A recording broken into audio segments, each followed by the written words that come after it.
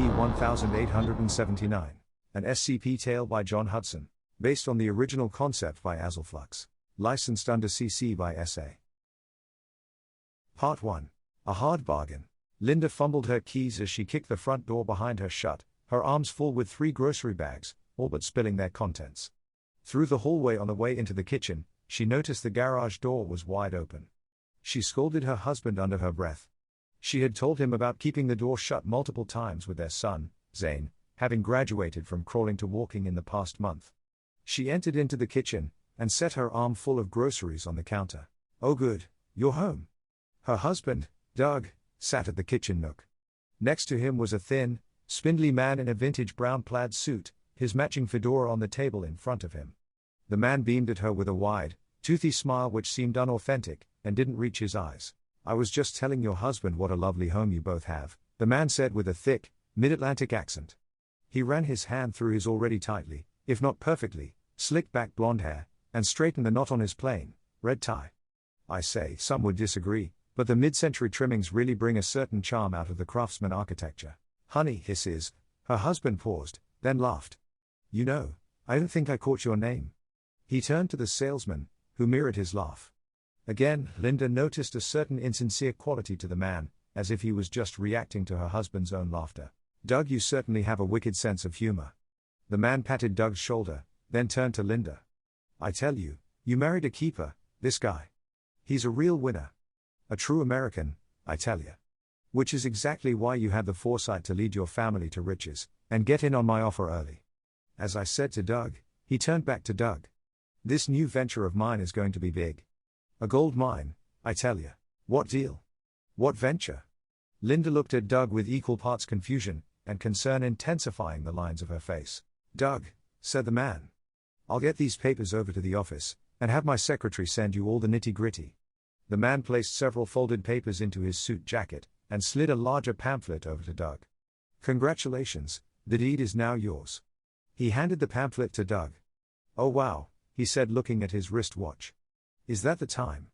Boy, it sure gets away from you when you're in good company." The man placed the fedora onto his head, and got up from the kitchen nook. He tipped his hat towards both of them, then exited through the garage door in a hurry. The couple both sat stunned by the sudden exit. After a short moment, Linda walked over to the garage door and opened it. The bay door to the outside was shut with no sign of the salesman. "Doug?" Linda asked, bewildered, walking back into the kitchen. Did we buy something?" "Kind of," said Doug. "We are landowners, dear." Linda stood, leaned against the kitchen island. She waited for embellishment with skeptical impatience radiating off of her. "Landowners? No money out of pocket. The land will at least double in value over the next 10 years. The way he was explaining it, this thing will basically pay for all of Zane's college." "Where is Zane?" "Asleep, upstairs. I put him down about an hour ago." "How exactly are we paying for this free land?" "With this," Doug said, motioning at the room around them. "The equity on our home is worth." "You put a lien on our dream home's equity?" Linda cut him off, rage beginning to seethe from her voice. "It's all going to be fine, dear." A blast of sunlight hit Doug's face, cutting him off mid-sentence. He fell knees first onto a patch of dirt, seemingly from about 4 feet up from where he had been standing. He and Linda found themselves on their knees in the middle of a yard. It was their yard. Only a large piece of it was missing, the house. Random pipes and connections stuck up from the ground, leading nowhere. Linda stood up, dumbfounded, groceries at her feet. "Zane," she whispered, before erupting into a panicked scream. "Doug, where's our baby?" Amore scrutinized the piece of paper in his hand. He had been searching for miles within the site's 17 halls, and came to a small, innocuous wood panel office door. He opened it, and stepped inside. A small team of 3 individuals sat around the cramped, white room. One man sat with his crop-clad feet up on his desk, which seemed to have various pieces of disassembled small tech on it. He had a large pair of old aviator headphones on, plugged into a small tuner on the desk, its circuitry exposed. He appeared to be asleep. 2 other individuals in the back looked up from their game of waste bin basketball with a look on their faces betraying that they had been caught with their guard down. They quickly stood in attention, giving a nudge to the sleeping man who jolted awake at the feeling of losing his balance in the swivel chair. "Oh sorry, I must have the wrong room," Amore said with a playful smile. I'm looking for Mobile Task Force Row 4? You're said the sleeping man, now on his feet, clearing his throat as he removed his headphones. You're looking at it. Amore's smile faded a little. I'm Steve. Steve Coulson, said the once sleeping man, holding his hand out to Amore. You must be James Amore. They told us yesterday you were transferring down. Amore contemplated Steve's choice of words given the situation he had just walked into. Transferring down. That's me, Amore replied, returning the handshake. The two who had initially noticed Amore stepped forward. Steve introduced them. This is Trey Parker. The man reached forward for a handshake. And that guy is Dustin Baker. Dustin flashed an informal wave. Welcome to the shoe salesman division. Thanks, said Amore, awkwardly looking around the small space. Let me get you a chair, Steve said, nervously brushing numerous electronics components haphazardly off of the seat of a chair that had seemingly been used for table space. We don't really have our own desks, per se, but we all take turns at this one, listening to the police scanner. Steve gestured at the device on the table. He pulled the chair up and sat down with Amore. Listening for what? Amore asked. Instances of SCP-1879. Specifically, 1879-02. He tends to freak people out in a very specific way. Coffee? Steve motioned to the coffee maker at the far end of the room. No, thank you. Just brief me in on 1879-02. Steve reached into the desk drawer, producing a file folder. He opened the folder, finding a specific document. Well, he said, sipping his own stale mug of coffee. Trey and Dustin pretended to busy themselves with cleaning up on their desks. 1879 is a phenomenon that seems to be restricted to residential homes in Washington state. An interior door in any given home may become affected by this phenomenon, and once they are, we call those instances 1879-01. A person comes near 1879-01, 1879-02 begins knocking on the door. Steve knocked on the desk in demonstration. What happens if they open the door? Amore asked. Well, they have to, Steve continued. 1879-02 never stops knocking. He'll never go away. So he knocks, they open the door, and he is, immediately in your face trying to sell you something. Sell you something? Sell you what? Steve shrugged his arms. Random, he said. Could be anything. He once sold this lady a single red rose, Trey interjected, him and Dustin having run out of things to tidy up on the adjacent desks. She asked him what it cost. He said, just your heart, baby. Moment she took the rose, bam, dropped dead on the spot, her entire cardiovascular system just, poof. It's not always that traumatic though, Dustin said, chiming in. One time he made off with an entire Aretha Franklin collection after selling some poor schmuck a nuclear warhead for his soul. Dustin finished his recollection by air quoting the word soul. Why, though, questioned Amore. He was no stranger to anomalies, but most of the ones he'd dealt with had some kind of cause and effect to them, if not an outright motive. What's the end game with this one? Well, we'd love to ask him, replied Steve, but there hasn't been a sighting of 1879-02 since 2004. So you guys, Amore cleared his throat, task force has been sitting around eavesdropping police scanners in Washington state for 18 years? With no hits? The three men all gave subdued nods in silence. He has to have a motivation. Something pushing him forward, doesn't he?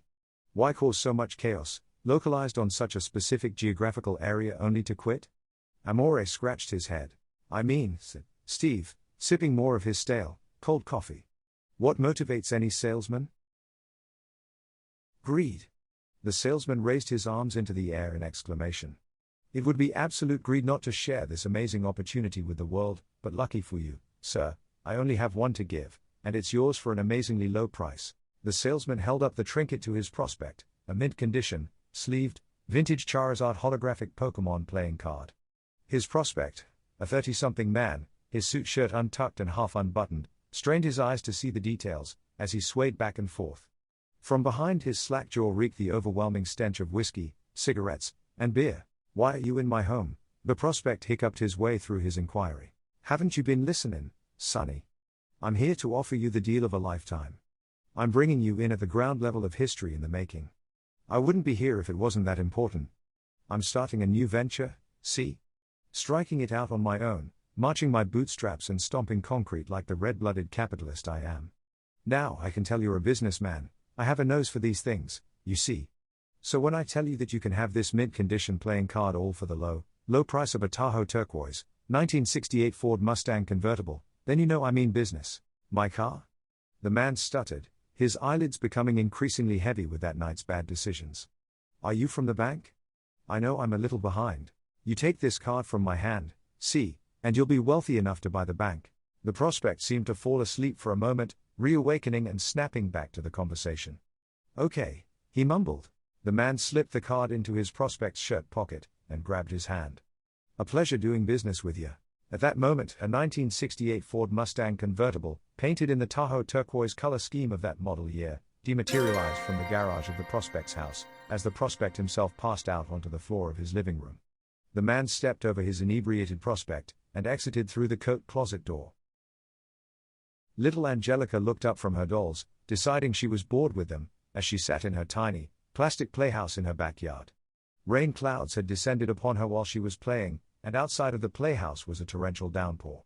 She wouldn't mind this, as she enjoyed the sound of rain hitting the plastic roof, but next door she watched a puppy as it sat at her neighbor's back door, begging to come in. Oh, Angelica sighed. Poor thing. Discarding her dolls, she ran inside her actual house and found her mom in the kitchen preparing dinner. Mama, she whined. I want a puppy. Angelica, her mother exclaimed. You're soaking wet. I want a puppy, Mama. Angelica repeated herself, ignoring her mother's reprimand. Wait here, honey, or you'll track in mud. I'll get a towel and a change of clothes from upstairs. She turned the burner off on the stove, and walked out of the kitchen to retrieve the items. Came a rapping from the coat closet door. Angelica turned, slightly startled, but more puzzled as to who was knocking in a coat closet. She walked over and opened the door. Why hello, little girl. And what is your name? A brown plaid-suited man said, leaning down to Angelica with a smile, holding a baby Shih Tzu in his arms. Tilda took her time as she pruned some of the ivy from growing too far over her white picket fence. The flowers in her garden beds next to the fence had seemed a bit droopy the past few days, and she wondered if the ivy hogging all the nutrients was the culprit. 3 years in a row, Redwood Gardeners LLC had beat her out of the prestigious Founders Cup Award at the Northwest Flower and Garden Show in Seattle, but this year she was sure she had a winner. Her neighbors all agreed that her yard, and its many gardens, were the most beautiful part of the neighborhood, and she even attracted the occasional tourist from out of state. It was her pride, and her labor, really taking over as her main hobby when her husband Bert had passed away a few years back. She stopped for a moment to drink some water, and reflected on her late husband. Truly, she didn't miss him. She would never dare say that aloud, but they had had their time together, and she was content to have a few years on her own for once.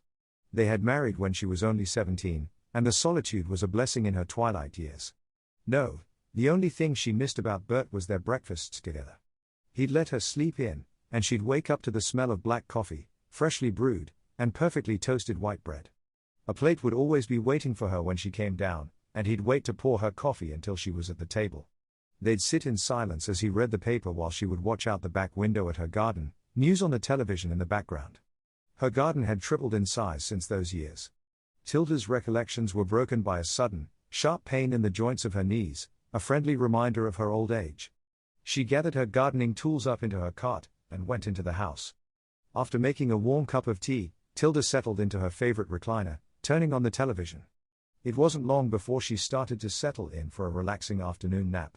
Just before she drifted off, there was a firm knock on her door in a playful galloping pattern. Who in the world could that be? Tilda wondered. Sleepily, she gathered herself up and went to the front door to see what visitor had disturbed her nap. Looking through the peephole revealed only a fish-eye distorted view of the garden she had been landscaping. She opened the front door and peeked to the left and right of her front porch. Nothing. No one. The knocking came again, this time louder, but the sound hadn't come from her front door as she had initially thought. It had come from the coat closet right next to it. Mrs. Green, came a voice from inside of the coat closet, now rapping a continuous intrusive knock. Mrs. Green, not to alarm you, but this is opportunity knocking, and you betcha this is an opportunity you'll want to open the door for. Try, Steve said to Thray, giving a long, thoughtful pause. Hangover cure. Thray typed the words hangover cure into the keyboard inset on the front of the vintage-looking coffee vending machine. It whirred for a moment after he pushed enter before dispensing a paper cup and filling it to the safe line with a clear, viscous liquid. Steve bent down, retrieved the cup, and took a small sip. Oh, bad? Asked Thray. Salty AF, said Steve with a grimace on his face. Thray took the cup from Steve, and sniffed it cautiously before taking a sip himself. It's hot saline, he said matter-of-factly, handing the cup back to Steve. Trey's eyes suddenly widened as he became aware of the amorphous, orange blob that was sliding its way into the break room. Tickle monster. Thray let out a jubilant exclamation as he ran over and gave the blubbery mass a hug, which quickly devolved into the two engaged in a brief tickle fight. What are you doing at Site 17, buddy? I thought you were at Site 19 all month? The monster let out a few beeps, meeps, and purrs, animated by the waving of its two goopy arms. Has it been that long already? Thray mused, seemingly understanding the anomaly. I must be losing track of time. The blob slid its way past Steve, who gave it a few short strokes on its head, and over to a candy vending machine, looking back at Thray, wide-eyed. I gotcha, he said, walking over as he fished some quarters out of his pocket. What do you want? The creature did a quick twirl and made several gestures with its arms. No, they don't have Nusco wafers, buddy. They have M&Ms? The creature gave a couple of jubilant bounces in affirmation. Thray retrieved the candy from the vending machine dispenser drawer, opened the package, and poured its contents directly onto the creature's head, who gratefully absorbed the sugary chocolate treat. Steve, Thray, said Amore as he hurried into the break room with an urgent pace. We have a hit. Gear up. We mobilize in 5 minutes. Gear? Steve questioned as the three men rushed out of the break room, leaving Tickle Monster looking on like a dog watching its owners run off to work. It looked back and forth between the vending machine and the door before letting out what could be interpreted as a sigh, and slithering off itself. Hey guys, John here with Forgotten Tales. Thank you so much for watching. If you enjoyed, please consider hitting that subscribe button. It's what lets me keep making these for you. I love y'all. Be blessed.